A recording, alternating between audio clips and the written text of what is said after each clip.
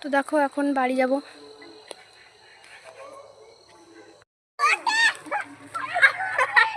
দেখো এর মধ্যে দিয়ে এখন আমি যাচ্ছি, এর মধ্যে দিয়ে ও মাই গড না দেখে হাঁটছি আমি। তো দেখো পড়েই যাচ্ছিলাম, মাথার খুব অবস্থা খারাপ। বাড়ি গিয়ে জ্বর ছাড়াতে হবে। আর প্লাস দেখো কি অবস্থা, পাপড়ি এখনো যায়নি। চলো কোথার দিকে আমরা যাচ্ছি দেখো।